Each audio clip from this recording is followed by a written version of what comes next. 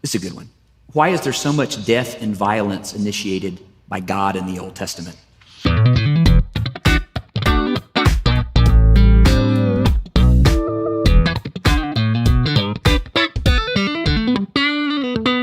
Yeah, that's an excellent question. A lot of people think that the God of the Old Testament is different from the God of the New Testament because there seems to be much more judgment in the Old Testament. I think one of the things we forget, if you look at the Old Testament covers thousands of years of history. The New Testament covers about 62. There's a lot of time to mess up in thousands of years, right? Not a lot of time to mess up in 62. Although, and why I say 62, because generally it goes from Jesus' birth to 62 AD, because I think that's the time that Luke completes the book of Acts, no later than 62 AD. So, of course, Revelation is later, it seems later, but with regard to history, what it's covering from Jesus' birth to about 62 AD. And the Old Testament does have judgment, but the New Testament has judgment as well, because Jesus says to Caiaphas when he's on trial, "Are you the Messiah, the Son of the Blessed One?" And Jesus said, "I am, and you will see the Son of Man coming with power on the clouds," which is a reference to judgment coming on Jerusalem. And he said this to Caiaphas. When did he say that? He said that in about 30 AD or 33 AD, and that happened in 70 AD. So that was during the lifetime of Caiaphas that there was judgment that was brought down on Israel, and it was judgment that Jesus predicted. Jesus also talks a lot more about hell in the New Testament than the Old Testament talks about it. So there's much judgment in the New Testament as well.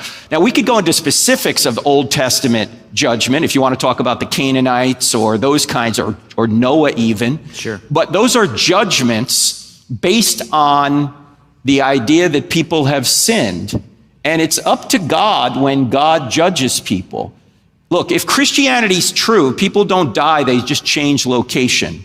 They go from this life to the next life, and it's up to God when that happens. God is not arbitrary in the Old Testament. Let's take the Canaanites, for example. Why does God kill the Canaanites? He gives them over 400 years of warnings to move out of the land and stop their detestable practices, but their practices kept getting worse and worse and worse, to the point where they were literally sacrificing their children on the molten hot idol known as Molech. Even Solomon did this, by the way, that they would put their babies on the arms of this idol and watch their babies sizzle to death. In fact, Plutarch, who's a Greek writer, not a biblical writer, he's writing about in the first century, and he even talks about this. And he said that the drummers around this sacrifice would play their drums more loudly so the parents couldn't hear the screams of their own children.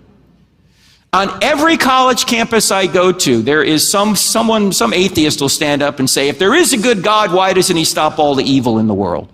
Well, here's a situation in the Old Testament where God says, that's it, we got to stop this. And the atheists are complaining about it. So God says it's time to judge this nation, these people, and he does. The God of the New Testament is also a God of judgment, not just a God of what is called love. In fact, there's a Yale professor by the name of Miroslav Volf. I think he's originally from Serbia. And when he lived in Serbia, he saw so many atrocities that before he went through these atrocities, he said, I can't believe in a God that would judge people like this. After he went through those atrocities, he said, I can't believe in a God who wouldn't judge this kind of thing. That judgment is actually an expression of God's judgment, his justice, but also his love. That love and justice go together. Someone that loves you, if they don't ever seek justice in your life, if they allow you to do whatever you want to do without any consequence, particularly someone who has authority over you, they're not loving, they're unloving. Justice is something that needs to be done, and God ensures it gets done.